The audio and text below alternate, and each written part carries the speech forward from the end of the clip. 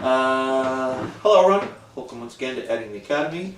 Darryl, Laura, and we are here. We finally reached the number one. Darryl's Top 20 number one. And the film we're going to talk about, my favorite film of all time, Miller's Crossing. Miller's Crossing was released in 1990, written, directed, and produced by Joel and Ethan Coen, starring Gabrielle Byrne, Marcia Gay Harden, and I think her first actual leading film role. John Turturro, John Polito, John E. Freeman, Albert Finney. Cinematography by Barry Sonnenfeld. I do know Barry, yeah. So this was nominated for a few lesser-known awards, nothing big, mostly film critic awards. Reviews at the time were very mixed, and it did not initially make its money back.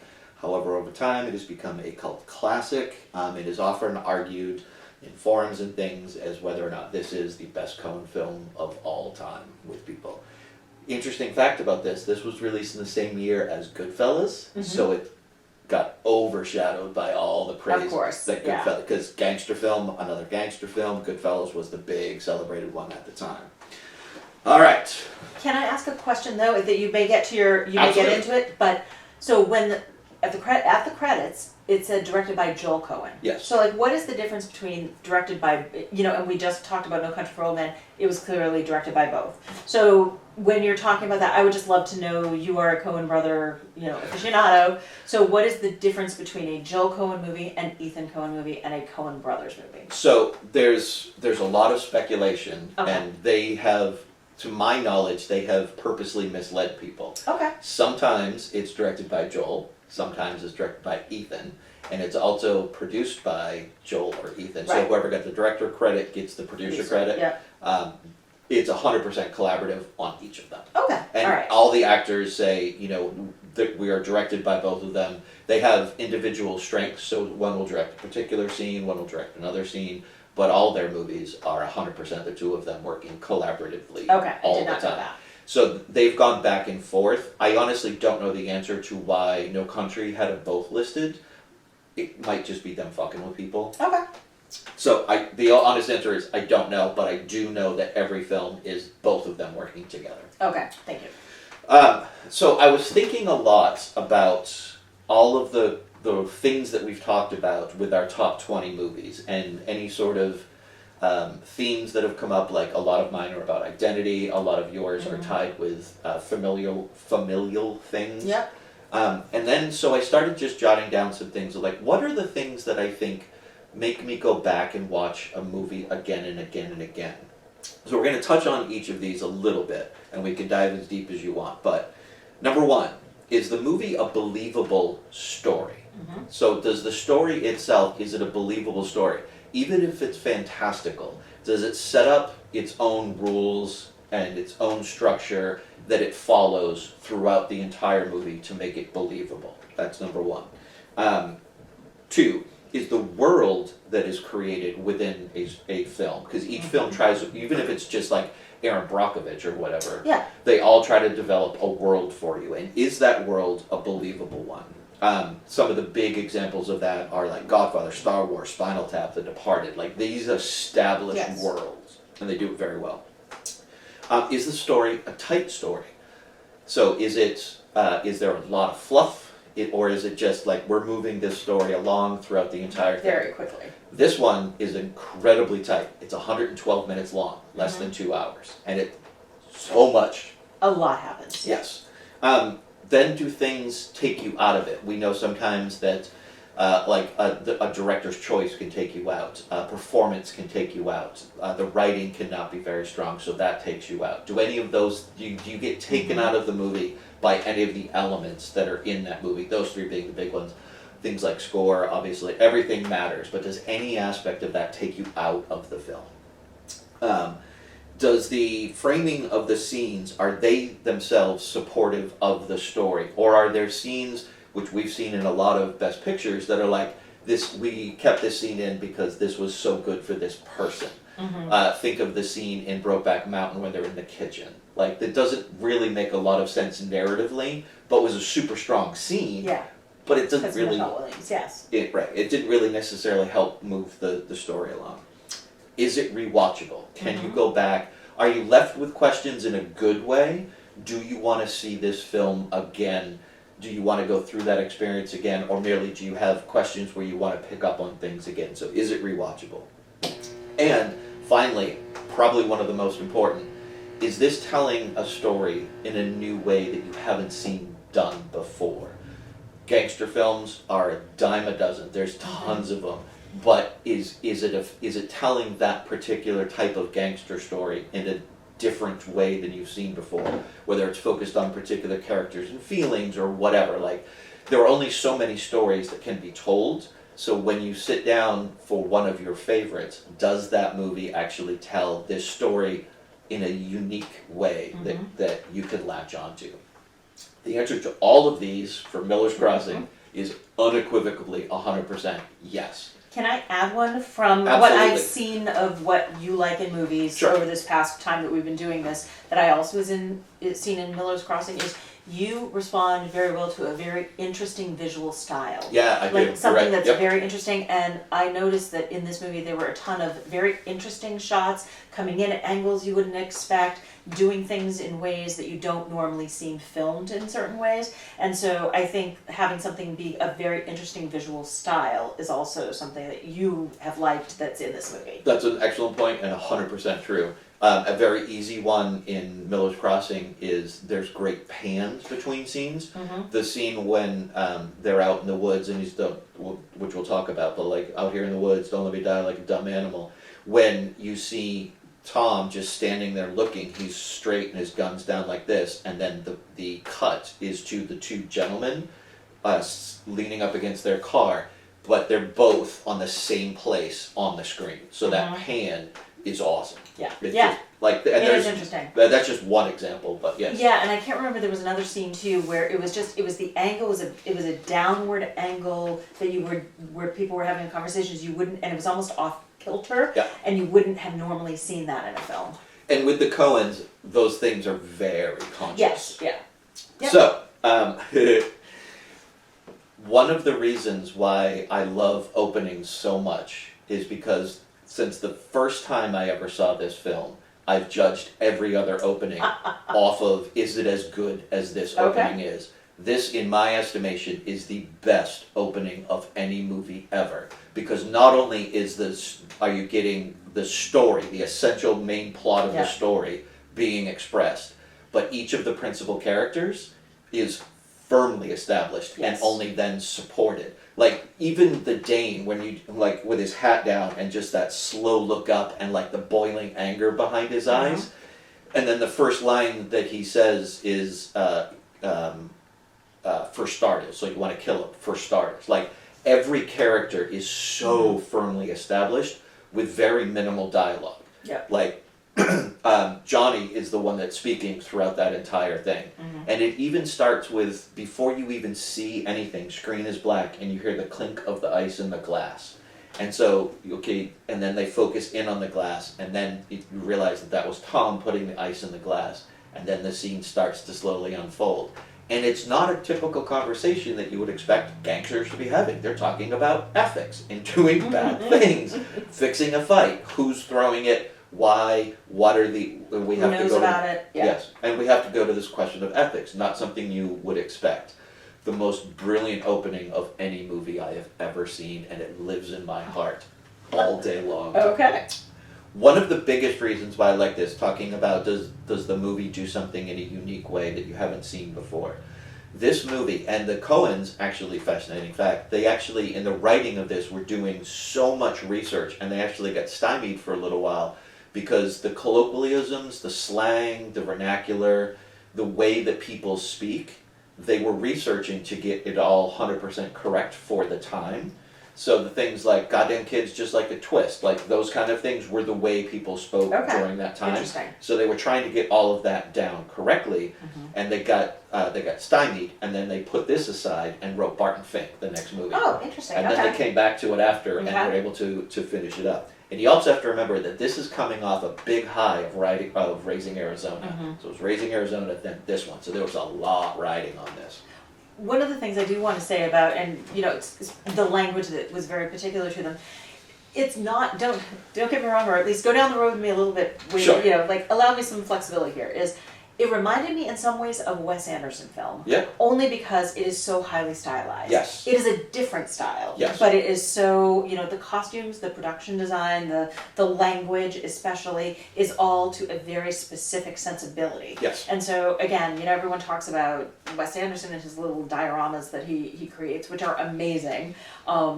This was no less amazing in the visual style. It's almost Shakespearean in the way that things are talked about. Like, we know, people have done the research, they know that Shakespeare's writing was actually, it was slightly stylized, but it was the way people talked during that time period.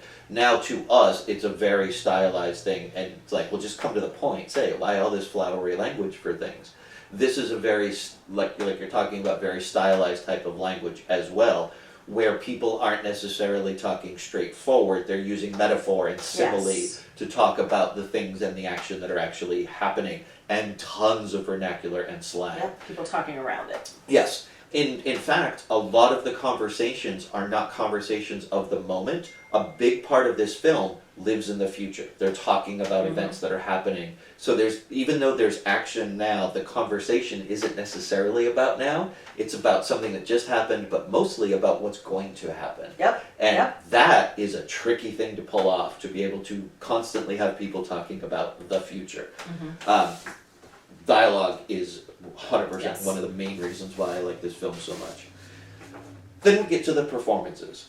There's not a single person who was miscast in this movie. And in fact, Marcia Gay Harden was not well known at the time, and she nails this she's role. amazing. Yeah, she's great. The way that she is able to inhabit both a caring, but also the don't fuck with me attitude. Yep. That Disdain and anger, and yet there's little glimmer of warmth. Yes. Yep. To be able to play all of that so finely and be able to just tweak it a little bit for each scene is just masterclass. And we obviously saw her go on to do many wonderful things later, but this is like, you can tell that she wanted this. She just broke out because of this role, and she inhabited it so well. Turturro's scene when he's begging for his life is probably one of the most heart-wrenching, brilliant performances you're ever going to see. I'll put it up there with anything Daniel Day-Lewis has ever done, that scene in particular. Everybody carries themselves so incredibly well. Albert Finney is perfectly cast for this role. I have a huge Albert Finney thing. Me Love too. Him. But him. once you see him doing this, yes, he's Irish, obviously. It's a little easy casting. But he does so incredibly well playing who he is. The Danny Boy scene is just top level. I mean, he's showing that he's still a badass, that he still can do all of these things. And he just pulls it off. And he pulls off like the playful side as well. Yeah, so charming. The scene in the scene where he reminds the mayor and O'Doul that Johnny Casper has owned establishments and things, and they do a quick cut to him. And he's playing with he's like drinking out of his soda straw, and they play with him, and he's swirling the straw in there with just this gleeful look on his eye. Like he plays the playful so well as well. And then of course there's Gabriel Byrne, who carries this film. If anybody else had been doing that role, this film would not work. Everybody's performances support and help and elevate the film, but if he was not able to live up to the character, this film would have 100% fallen apart. So there's a lot on his shoulders. And I've seen Gabriel in a lot of things, principally because I love this movie so much. He does not always do this well, unfortunately. He's a good actor. Right. Usual Suspects, he's fantastic in. Yep. But he's not great at everything. And in this, he embraced it all, and just, you go on this voyage with him walking through, and it's beautiful. Couple quick things, and then I'll turn it over to you. This one's going to take a little bit because there are so many. The lines. This is infinitely quotable. You said you know every line of this movie. I do. I can quote right along with this, start to finish. So here's just a couple of some of my favorites. You came here for the oldest reason there is. There are friendlier places to drink. You awake? Yeah. Your eyes are closed. Oh, you gonna believe? They took his hair, Tommy. Jesus, that's strange. What's the matter? Somebody hit you? I'm almost done. Great guy, as long as looks, personality, and brains don't matter. You better hope in your case they don't. So you want to kill him? For starters. And my personal favorite, the one that I use all the time, nobody knows anyone, not that well. Very true. Okay, there's a lot that I just went through. You had not seen this ever before. I had not seen this ever before. I do love the Coen brothers, and yes, I thoroughly enjoyed this movie. And also, I can see, like, I've been jumping in with various things on there that, kind of, I agree everything. I do have one piece that I didn't love as much, so Sure. I would like to discuss that with you, is Gabriel Byrne. I did not love him as much. Okay. I thought and I knew that the role had to be quiet, but it was a little too quiet and a little too understated for me. I wanted a little more emotion out of him. Okay. I'm going to disagree because having watched it a ton of times, part of it is I'm completely biased. Having watched it so many times, I can't see anybody else. Okay. And I question whether or not someone who is a little bit more animated and more wearing their emotions, because he's not really an emotional guy, like Right. that's part of what his character Yeah. is, if that would have elevated or detracted from the movie overall. I don't know, but I can see what you're saying. Yeah, and it's a complete, just preference point. It has nothing Yep. to do with, yes, this is something on my first watch, what I had to see. But as far as casting, absolutely 100%. And I've seen the character actor that plays, is Johnny? John. That plays Johnny in a pile of things. And he's not somebody that I could have pointed out in a crowd, but I know that every time I see him, I'm like, oh, this guy's going to do a good job. He's going to come in and do what he's supposed to do. Again, Albert Finney, I thought was amazing. And I liked the story itself. I liked that everybody was wearing their motivation on their sleeve a little bit of like, this is what I want, this is what I want. And where those things crossed, that's where you got your plot points. Yes. That's where you got your, okay, you want this, but I want this. Just even Velma, this is what I want, this is what you want, that's not a good thing. I loved the relationship between Tom and Albert Finney's character. Yeah. I thought that was a really good relationship. And it had the Coen humor to it Yes. as well, which I love. I'm not a comedy fan, but I love humor. And so I love humor in a well-made movie. So yes, I think it's definitely something that would benefit from a rewatch. So I plan to rewatch it again, but on my first watch, it was beautiful to look at. And I could see that they got done everything they wanted to get done in this movie. Speaking of the humor, there's so many gags in this movie. One of my personal favorites is the scene when Gabriel Byrne goes in and he's talking to Johnny for the first time. Johnny cuts him a check and is like, "Hey, I'm going to pay off your bookie. You got to give up Bernie Birnbaum." And Yep. Tom is typical Tom, and he's basically kind of thanks and not saying a lot, and then he insults him. Johnny gets mad and leaves, and then you see the guy, Frankie, take off his coat, go and put it on, and you know the scene that's coming. He's Yes. there, he's now going to beat the He's crap the out of him. muscle. Yeah. He steps up, Tom tells him to wait a second, he stops, waiting, okay, because apparently there are rules to this. Ethics. It's Yeah. about ethics, Yeah. Darryl. Yeah. So, and then Tom grabs the chair and smashes him over the head, breaks his nose, and he just goes, "Jesus, Tom, like, you broke the rules of this engagement. Yes. What are you doing, man?" Like, that's hysterical. So man. that scene reminded me so much of Butch Cassidy and the Sundance Kid. Yeah, a little bit, With yeah. the fight at the beginning where, 1, 2, 3, go. That's exactly it. Which is like 1, 2, 3, go. 1, 2, 3, go. And so yes, it's exactly the same thing. There's so much humor in. Yes, we're fighting, but like there's rules behind this fighting. And yeah. And Yeah. you broke them. Exactly. And then the chair didn't help him much for guy number 2. No, because then Yeah. Tic Tac comes in, all business. Exactly.